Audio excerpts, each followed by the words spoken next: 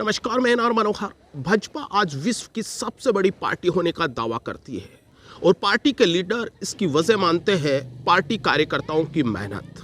Party की आंतरिक संगठनात्मक गतिविधियों को जानने के लिए आज हमने बात करी भाजपा मंडल अध्यक्ष लक्ष्मीकांत तोतला से। लक्ष्मीकांत तोतला का मानना है कि मंडल में भाजपा खासी मजबूत थी, लेकिन पिछले कुछ दिनों से भाजपा की आंतरिक फूट से हमने चेयरमैन पद और पंचायत समिति प्रधान पद को गंवा दिया। मैं इसका सबसे बड़ा कारण जो मुझे लग रहा है, यहाँ पर हमारे मंडल कार्यकर्ताओं का सामंजस्य बराबर बैठ नहीं पाया और टिकटों का वितरण भी हमारे यहाँ बराबर नहीं हो पाया। यहाँ के मंडल से कुछ गलतियां हुई और उसका परिणाम हम सब देख रहे हैं। आइए बात करते हैं भाजपा मंडल अध्यक्ष लक्ष्मीकांत तोतला से। नमस्कार, मैं एनआर मनोहर। मुलाकात खास व्यक्तित्व में आज मेरी मुलाकात हो रही है भाजपा नेता लक्ष्मीकांत तोतला से। आप भाजपा मंडल अध्यक्ष किशनगढ़ रेनवाल हो। आप पर एक बड़ी जिम्मेदारी है अपनी पार्टी को जीत दिलाने की। अभी हाल ही में आप मंडल अध्यक्ष बने हैं। कुछ राजनीति, कुछ सामाजिक और कुछ बदलते परिदृश्य को लेकर सवाल रहेंगे, कुछ तीखे सवाल रहेंगे। तमाम सवाल का सिलसिला शुरू करूं। सबसे पहले तोतला जी, आपका हमारे चैनल में स्वागत। नमस्कार साहब। मैं सवालों का सिलसिले में पहला सवाल ले लेता हूं। मंडल के नए अध्यक्ष बने हो, हाल ही में अध्यक्ष की जिम्मेदारी मिली है। जिम्मेदारी तो बड़ी है, कुछ दबाव महसूस कर रहे हो? मुझे विश्व की सबसे बड़ी पार्टी भारतीय जनता पार्टी से जुड़ने का जो अवसर मिला है, वो मिलने के बाद मुझे काफ़ी सहज महसूस हो रहा है और काम करने में बड़ा आनंद आ रहा है। बड़ा आनंद आ रहा है। तो क्या भाजपा अगला विधानसभा चुनाव आसानी से जीत पाएगी? भाजपा अगला विधानसभा चुनाव जीतेगी और भारतीय जनता पार्टी की राजस्थान में सरकार बनेगी, निश्चित रूप से बनेगी। अच्छा, सरकार बनेगी तो सीएम किसे देख रहे हो? भारतीय जनता पार्टी में मुख्यमंत्री का चेहरा पहले से तय नहीं किया जाता है। हमारी परंपरा, हमारी पार्टी की, हमारी पार्टी में पहले से कुछ तय नहीं होता है। हमारी पार्टी जो दिशा निर्देश देगी, हमारे राष्ट्रीय अध्यक्ष जो दिशा निर्देश देंगे, उसे मुख्यमंत्री बनाया जाएगा। सुना है कि वसुंधरा राजे सिंधिया थोड़ी नाराज चल रही है। ऐसा आप सुन रहे हैं और जनता जनार्दन भी सुन रही है। ऐसा कुछ नहीं है। हमारी पूर्व मुख्यमंत्री श्रीमती वसुंधरा राजे जी आज भी भारतीय जनता पार्टी के लिए उतना ही कार्य कर रही हैं जितना वो पहले कर रही थी और उन्हीं की देखरेख में हम अगला चुनाव जीतेंगे। चलो अध्यक्ष जी, थोड़ा प्रदेश की राजनीति से हम अपनी स्थानीय राजनीति पर आ जाते हैं। अगर बात करें किशनगढ़ रेनवाल के नगर पालिका चुनाव की, तो मैंने कवरेज में देखा है, रिजल्ट भी आपने भी देखा है, मैंने भी देखा है, थोड़ा प्रदर्शन इस बार फीका रहा है, जबकि किशनगढ़ रेनवाल में तो भाजपा अक्सर मजबूत हुआ करती थी। मैं इसका सबसे बड़ा कारण जो मुझे लग रहा है, यहाँ पर हमारे मंडल कार्यकर्ताओं का सामंजस्य बराबर बैठ नहीं पाया और टिकटों का वितरण भी हमारे यहाँ बराबर नहीं हो पाया। यही कारण रहा मुख्य। टिकटों का वितरण पर आप सवाल खड़ा कर रहे हो, कहाँ कमी रह गई? ये आप इसकी मतलब किस पर जिम्मेदारी दे रहे हो? ये क्या हाईकमान से गलती होगी या यहाँ के मंडल से कुछ गलतियां हुई और उसका परिणाम हम सब देख रहे हैं। आप खुले मन से इस चीज को स्वीकार कर रहे हो? बिल्कुल मैं इस चीज को स्वीकार कर रहा हूँ कि हमसे गलतियां हुई और उसी गलतियों का आज ये हम देख पा रहे हैं कि आज हम विपक्ष में हैं। अच्छा, फुलेरा विधानसभा की मैं बात करूंगा। फुलेरा विधानसभा पर जो वर्तमान विधायक है निर्मल जी कुमावत, बड़े मतलब हैट्रिक जो उन्होंने मारी है, क्या चौथा कार्यकाल जो उनका आने वाला है, क्या आसानी से जीतेंगे या इस बार थोड़ा सा मुकाबला फाइट रहेगा?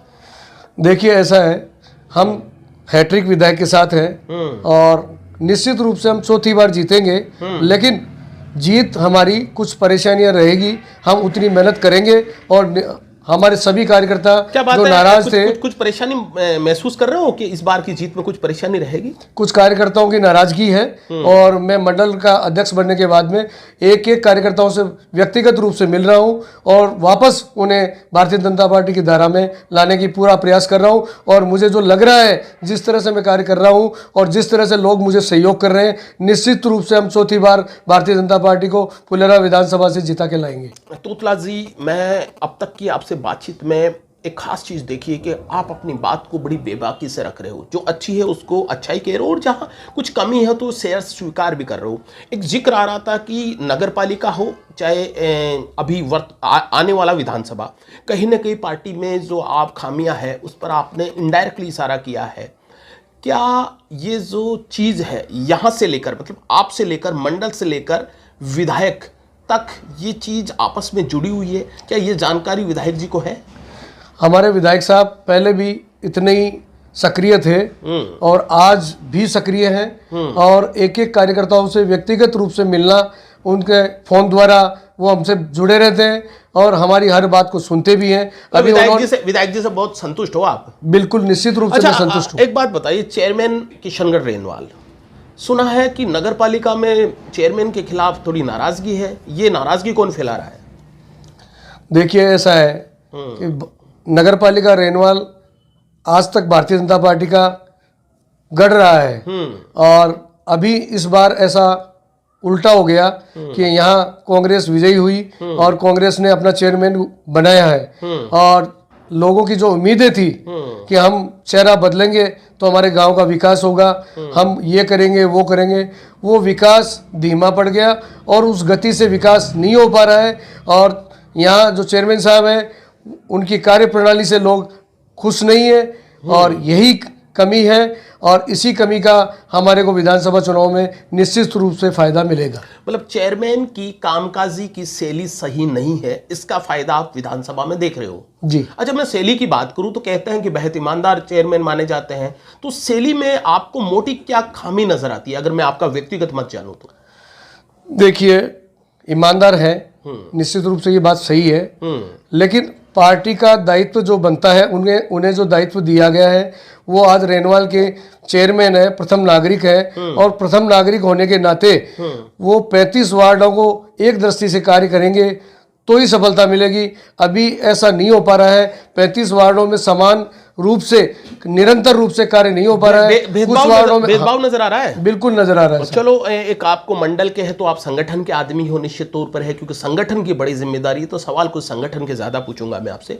अगर मैं रेनवाल के पिछले आपकी नगर पालिका के चुनाव को मैं जहां तक कवरेज किया था, देखा था, तो मैं देखता हूं कि दलित वार्डों में भाजपा थोड़ी बहुत कमजोर रहती है कई बार, चाहे चुनाव के आप उम्मीदवार को उतारने की बात हो या कहीं बात परिणाम की बात हो, तो आप पर बड़ी जिम्मेदारी है। दलित वोटों को भाजपा से कैसे जोड़ने के लिए कोई रोड मैप बनाया क्या आप लोगों ने?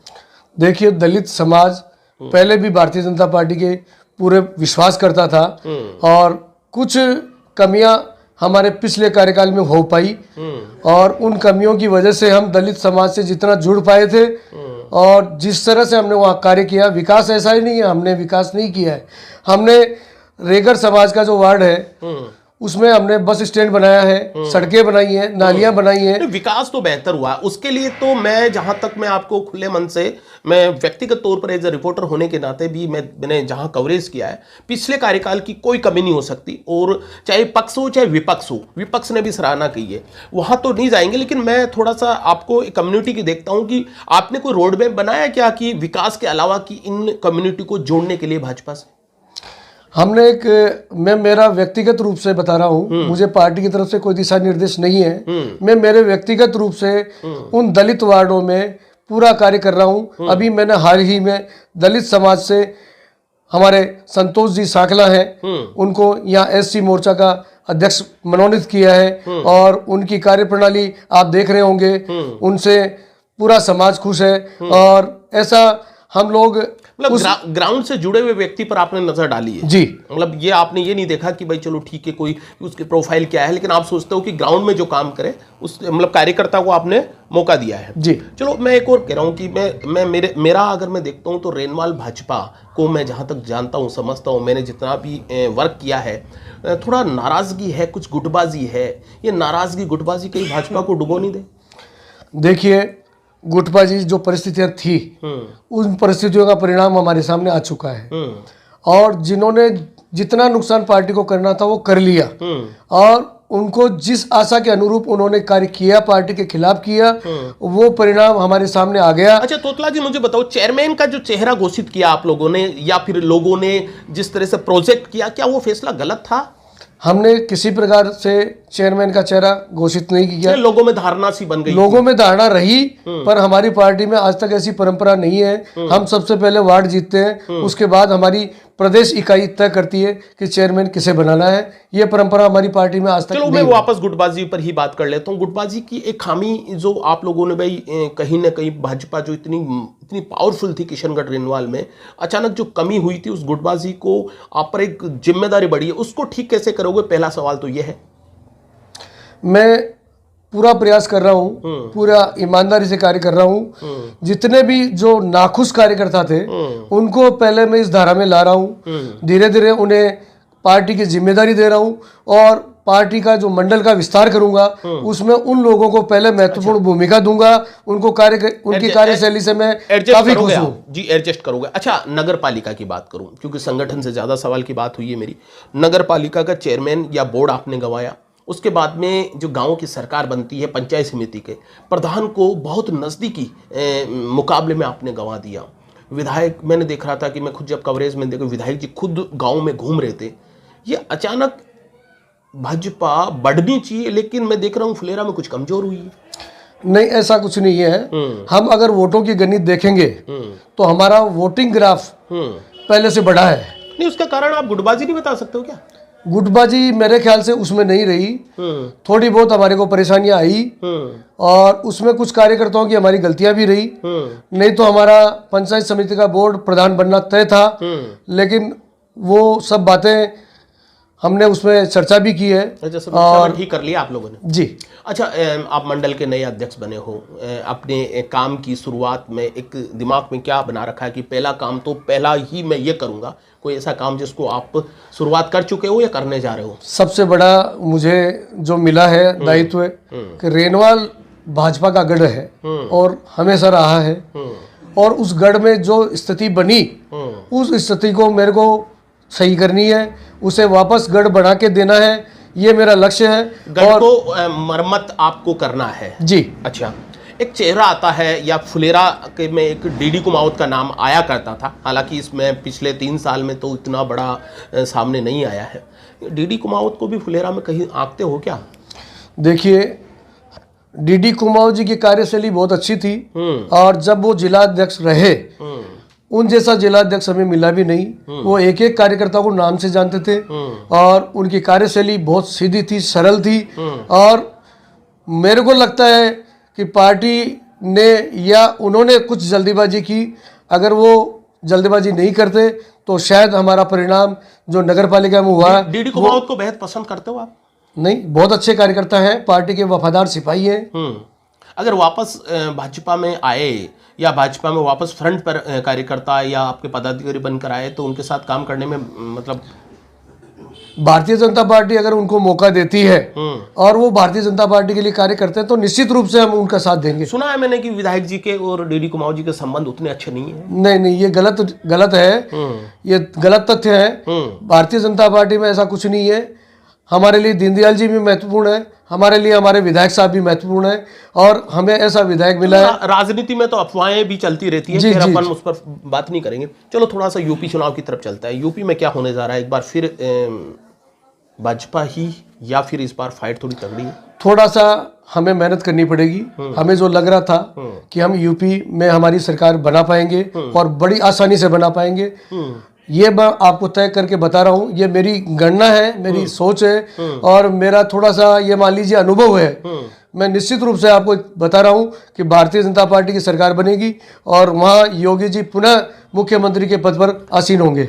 बड़े जैसे ये स्वामी प्रसाद मौर्य या बहुत सारे नाम मैं आपको गिना सकता हूँ, भाजपा से छूट के सपा में जा रहे हैं। ये इधर उधर का होना क्या है? ये मौर्य साहब चले जाएं, उनकी बेटी आज भी हमारी पार्टी में है, निश्चित रूप से हमें फायदा ही मिलेगा। हमें दलित वर्ग पूरा सहयोग कर रहा है। अच्छा, और लगता है दलित वर्ग आप लोगों को सपोर्ट करेगा? जी बिल्कुल, दलित वर्ग हमारा निश्चित रूप से सुनने में मेरे को तो यह है कि गोरखपुर से सीएम योगी के खिलाफ चंद्रशेखर आजाद चुनाव लड़ रहा है। चाहे कोई भी लड़े, गोरखपुर से योगी जी निश्चित रूप से जीत के आएंगे, जीतेंगे। चलो, ये तमाम बात से थोड़ा सा मैं और आगे बढ़ जाता हूँ कि यूपी चुनाव से वापस राजस्थान आ जाते हैं। थोड़ा सा राष्ट्रीय राजनीति की बात करें तो नरेंद्र मोदी जो एक लोकप्रिय प्रधानमंत्री कह दे तो भी ज़्यादा अतिशयोक्ति नहीं होगी, क्योंकि लोकप्रियता का ग्राफ उनका देखा जाता है। 2 कार्यकाल हो गए उनमें। अब से मैं एक कड़े सवाल की तरफ जा रहा हूँ। किसानों के लिए 3 कृषि कानून बनाए। जी। पहले बताया गया कि ये कृषि कानून बहुत बेटर है, अच्छे हैं, बाद में कृषि कानून को रद्द कर दिया। क्या किसानों की नाराजगी कुछ कम हो गई है या कहीं न कहीं इसका नुकसान हो सकता है? देखिए, किसान वर्ग पहले भी नाराज नहीं था और ये सब मीडिया वालों ने भी बताया है कि देश पे जिस तरह का संकट बनने वाला था, उस संकट से देश को बचाने के लिए हमारे माननीय प्रधानमंत्री श्री मोदी जी ने ये कड़ा फैसला लिया और पूरे देश से माफी मांगी। उन्होंने देश हित में ये फैसला लिया है, क्योंकि हमारे देश को बाहर की ताकतों से खतरा था। ये आपको मैं खुल के बताऊं, धारा 300 ज्यादा ठीक नहीं रहेगा। धारा 370 हटाने का फैसला, उसका स्वागत करते हो? ज्यादा अच्छा है मोदी जी का ये फैसला हमारे लिए, पूरे देश के लिए गौरव का विषय है और पूरे विश्व में ये नाम हुआ कि भारतीय जनता पार्टी की सरकार बनी और माननीय प्रधानमंत्री नरेंद्र भाई मोदी जी ने 370 हटाकर पूरे विश्व में भारत का कीर्तिमान बढ़ाया है और पूरे देश को। भाजपा से मुसलमानों को इतना डर क्यों लगता है?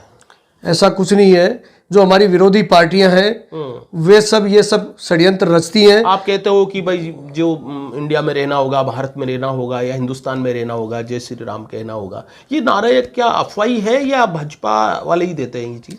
ऐसा कुछ नहीं है। हमारे आज आप उठा के देखिए, ये तीसरा कार्यकाल जब होगा मोदी जी का, मोदी जी ने पूरे कार्यकाल में किसी मुस्लिम भाई को ये नहीं कहा कि आप धर्म परिवर्तन करो। उन्होंने उसी दृष्टि से हर धर्म को महत्व दिया है। ये कहने वाले कुछ और ही है। आप जी ये जी जी बिल्कुल। आप अपने जो इंटरव्यू के अंतिम पड़ाव में है, जाते जाते एक सवाल और ले लेता हूं मैं। 2 अप्रैल का एक मूवमेंट चला था जिसमें दलित लोग भाजपा से थोड़े से नाराज हो गए थे। वो नाराजगी लगभग अब खत्म हो गई है? बिल्कुल, आप निश्चित मानिए, दलित समाज हमारा भरपूर सहयोग कर रहा है तन मन और धन से। और निश्चित रूप से आप परिणाम देखना, राजस्थान की राजनीति में जो भूचाल आएगा, राजस्थान में जो भारतीय जनता पार्टी की सरकार बनेगी, तब आप देखिएगा कि दलित समाज हमारा कितना साथ दे रहा है। अगर थोड़ा दलित मूवमेंट का ही मुद्दा चल रहा तो एक मैं आरक्षण का मुद्दा और छेड़ लेता हूँ। क्या देश में आरक्षण अभी रहना चाहिए या अब वो समय आ गया? तो थोड़ा बहुत कुछ आपका व्यक्तिगत मत है ये मेरा। देखिए, मेरा व्यक्तिगत रूप से मैं आपको बता पा रहा हूँ, ये बहुत बड़ा पॉइंट है जो मेरे विषय का नहीं है, पर आपने मेरे को पर्सनली पूछा है। तो पर्सनली पूछा है तो मैं ये आपसे निश्चित रूप से मेरी राय देना चाहूंगा कि सरकार आरक्षण दे, लेकिन आरक्षण दे तो उसे उस वर्ग को मिले जो इस गरीबी रेखा से नीचे है। अभी की जो स्थिति है, इसमें कुछ बदलाव चाहते हो आप?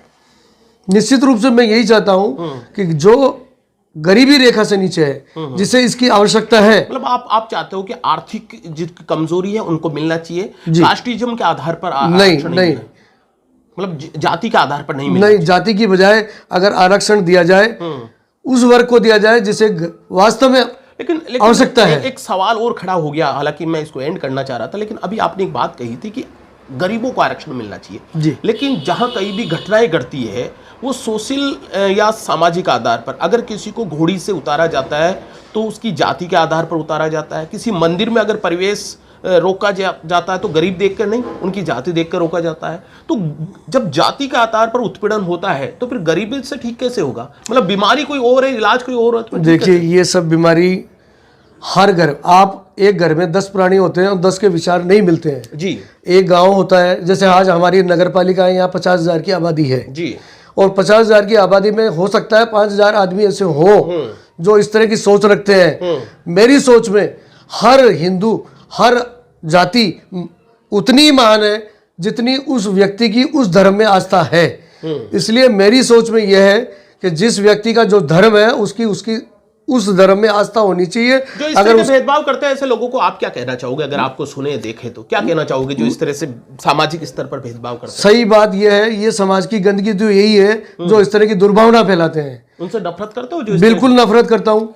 एक बात और कहना चाहूंगा। जी जी जी जी जी अध्यक्ष, आप निश्चित रूप से मानिए, मुझे ये दायित्व मिला है और मैं बिल्कुल निडरता के साथ किसी के दबाव में काम नहीं करूंगा।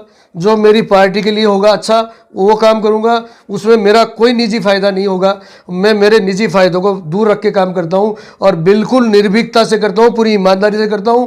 आप चाहे रेनवाल में किसी भी कार्यकर्ता से इस बारे में संपर्क कर सकते हैं। मैं बातचीत से लग रहा है कि आपकी निडरता तो मुझे साफ नजर आ रही है, लेकिन निडरता पर मैं एक बात कर लेता हूं। कहते हैं कि भाजपा में जिन परिवारों का इतना बड़ा दबदबा है कि उनके बिना तो भाजपा हिल ही नहीं सकती किशनगढ़ रेनवाल की, उनके लिए क्या करोगे फिर? ऐसा कुछ नहीं है। भारतीय जनता पार्टी में परिवारवाद कभी नहीं रहा है। पार्टी हमें मौका देती है और उस मौके को, उस समय को बिना गंवाए पूरी ईमानदारी और निष्ठा के साथ। कुमावतों का बड़ा दबदबा माना जाता है। कुमाऊं समाज का दबदबा नहीं है। मैं आपको एक बात खुली खुली कहना चाहता हूं कि रेनवाल की जो आबादी है उसमें एक परसेंटेज देखा जाए तो कुमाऊं समाज का परसेंटेज ज्यादा है और निश्चित रूप से वो परसेंटेज जिस तरफ ज्यादा होगा उस तरफ का प्रभाव हमेशा रहेगा। तो क्या मानते हो कि अगर चेयरमैन का निर्धारण है वो कि जाति के आधार पर होना चाहिए? नहीं, ऐसा नहीं है। ये सब आरक्षण का विषय है। जिस तरह से लॉटरी खोली जाती है उस तरह से कार्य होता है। अभी हमारे हाल ही में जो चुनाव हुए उसमें चेयरमैन प्रत्याशी जनरल पुरुष था जी, और जनरल पुरुष के हिसाब से हमने चेयरमैन की व्यवस्था कर रखी थी पार्टी ने कि अगर जनरल जीतेगा। मैं अब क्योंकि थोड़ा बड़ा इंटरेस्टिंग पॉइंट छेड़ लिया है आपने, कर रखी थी, तो मैं चाहूंगा कि अब तो सब कुछ चला गया है। कौन सा चेहरा था वो? कि हमारी जनरल टिकट जो दी गई थी वो हमारे नितिन जी शर्मा को दी गई थी। बिल्कुल, मैं यही और हम उसी को लेकर कार्य कर रहे थे। यही सवाल था कि नितिन जो एक यूथ था उसका चेहरा सामने आया था। क्या मैं सवाल था आपका कि वो चेहरा आना ही गलत था? क्योंकि आपने कहा कि टिकट बंटवारा होना, उस चेहरे से बहुत सारे लोग नाराज हो गए थे जो मैं ग्राउंड में था उस समय। क्या उस गलती को आप मानते हो, स्वीकार करते हो खुले मन से? जो हमारी सरकार का 2 साल का समय रहा ना, उस सरकार के समय में हम जब काम करते हैं ना साहब, जब कोई कार्यकर्ता कार्य करता है तो हो सकता है कुछ वर्ग नाराज हो और ऐसा ही रहा। एक नाराजगी का जो परसेंटेज था वो दूसरे कार्यकाल में बढ़ गया और उस नाराजगी का हमें ये हर्जाना मिला कि हम हमारा बोर्ड नहीं बना पाए, हमारे कार्यकर्ताओं को हम खुश नहीं कर पाए। आपका उपाध्यक्ष ने आप पर गंभीर, मैं कह सकता हूँ, नाराजगी दर्शाई थी जब मैं ग्राउंड में था। तो वो उनको टिकट नहीं देना, या आपकी हठधर्मिता थी या क्या संगठन की कोई बहुत बड़ी क्या थी? ऐसा कुछ नहीं था साहब। उन्होंने 24 नंबर से टिकट मांगी थी और 24 नंबर उनका खुद का वार्ड भी नहीं था। अच्छा। और वो दूसरे वार्ड में जाकर वहाँ टिकट चुनाव लड़ रहे थे। तो पार्टी ने उन्हें ये समझाया गया कि एक बार आप त्याग कीजिए, त्याग करेंगे तो निश्चित रूप से अगली बार आपको फायदा मिलेगा। पर उन्होंने चुनाव लड़ा और चुनाव जीते भी। वो त्याग उन्हीं को क्यों? त्याग और भी तो कर सकते थे। पिछले चेयरमैन को त्याग करने के लिए नहीं कहा। मैंने तो ये सुना कि डर था कि अगर वो जीतता तो कहीं ना कहीं आपके चेयरमैन के लिए रोड़ा होता। ऐसा नहीं है। ऐसा नहीं है। हम उस वार्ड के प्रत्याशी को टिकट देना चाहते थे। अच्छा, इस तारी को देना चाहते। हाँ। लेकिन यही कारण रहा जी। लेकिन उन्होंने जीत करके अपनी काबिलियत तो सिद्ध करी है। क्या मानते हो इस चीज को? उन्होंने पार्टी की वो अपनी जीत तो काबिलियत तो उन्होंने दिखा दी, लेकिन पार्टी के लिए उन्होंने कुछ नहीं किया। क्या वापस उनको गले लगा रहे हो या? बिल्कुल, हमने कभी भी उनको दूर नहीं किया है।